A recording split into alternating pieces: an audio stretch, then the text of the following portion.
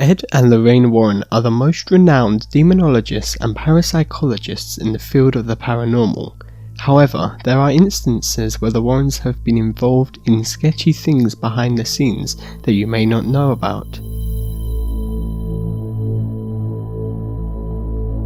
The Conjuring movies have become box office hits, with them both grossing over $300 million each.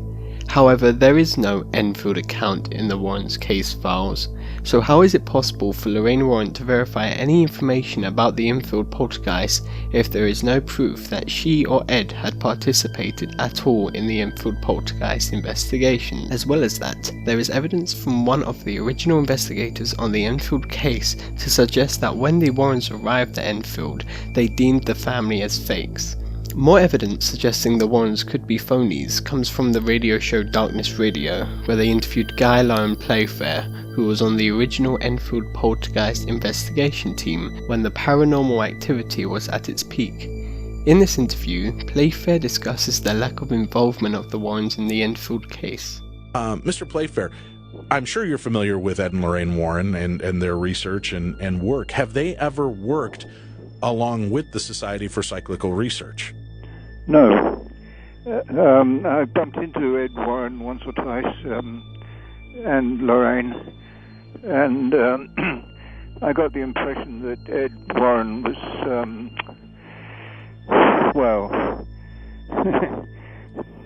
fill in your own expletive. I wasn't impressed at all. They did turn up once, I think, at Enfield, and all I can remember is Ed Warren telling me that he could make a lot of money for me out of it. So I thought, well, that's all I need to know from you. And especially in the interactions you had with them, you don't feel that maybe they had the best intentions when it came to the investigations of these cases? No, they just wanted to make money out of it. Have you heard, or in your research, have you come across any proof that Ed or Lorraine Warren had anything to do with consulting or being a part of this investigation? Certainly not. Nobody ever mentioned him. I mean, I don't think anybody in the family had ever heard of him until he turned up, uninvited. He was, and he didn't come again, and then we just sort of forgot about it. By this audio, you can see that there is something sketchy about the Warrens, especially since they are passing off The Conjuring 2 as true events.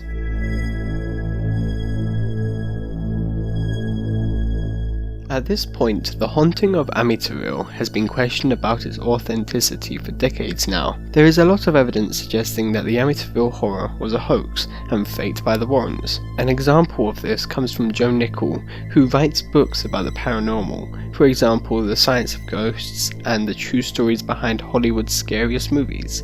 Joe had previously visited the Amityville house, saw many inconsistencies in the Lutz stories, such as when the Lutz claimed that they saw a hoof print in the snow. However, the weather records show that there was no snow when they saw the hoof print. As well as that, he recalled that the book and film showed police being called to the house, when in fact records show that the police had never been called to the house during the 28-day siege that drove the Lutz family from their house. Since there were many inconsistencies, could this mean that the Warrens plotted the ghost story to make a quick buck?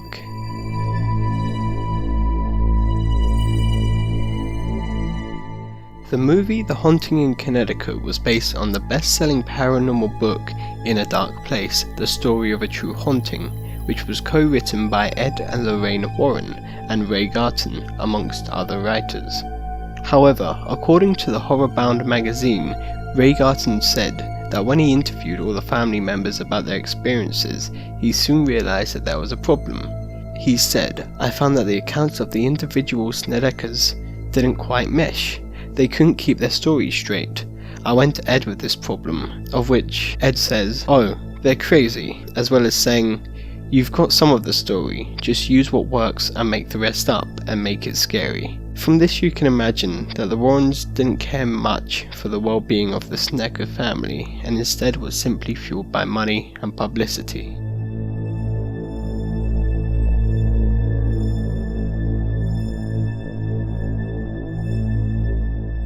The Devil Made Me Do It case is a very intriguing case due to the fact that it was the first court case in which the defendant pleaded not guilty based on claims of being possessed. of which the Warrens were a part of. The Glatzel family found that there were strange occurrences centering around their 11-year-old son David. With the increase in paranormal activity, the Glatzels called Ed and Lorraine Warren, who were gaining media attention after their involvement in the Amityville horror case. The Warrens were intrigued with the Glatzels' paranormal experiences and proceeded in calling out multiple priests to eradicate the demon inside David. However, it is thought that during one of the exorcisms, the demon spirit entered David's brother Arnie, and on the 16th of February 1981, Arnie stabbed the family's landlord to death. However, decades later, Carl Glatzel Jr., the brother of Arnie, is defending him, stating that, "My brother was never possessed. He, along with my family, was manipulated and exploited," something the Warrens were very good at. They concocted a phony story about demons in an attempt to get rich and famous at our expense. The Warrens told my family numerous times that we would be millionaires and the book would help my sister's boyfriend out of jail. I knew from day one it was a lie, but as a child there was nothing I could really do about it. Overall, this shows how manipulative and conniving the Warrens truly are. Whether Carl Glatzel Jr. really believes the Warrens concocted this story to get famous, it is obvious that the Warrens have a reputation for faking stories and changing details of a story to make it seem as though something paranormal has occurred, for example the Amityville house and the haunting in Connecticut, and in doing so, they have never been sure in making money out of the paranormal cases that they have investigated. Anyway, I hope you can come to your own conclusions on the Warrens, as there are many other stories depicting how the Warrens have manipulated and acted behind the scenes. I hope you all enjoyed. And thanks for watching.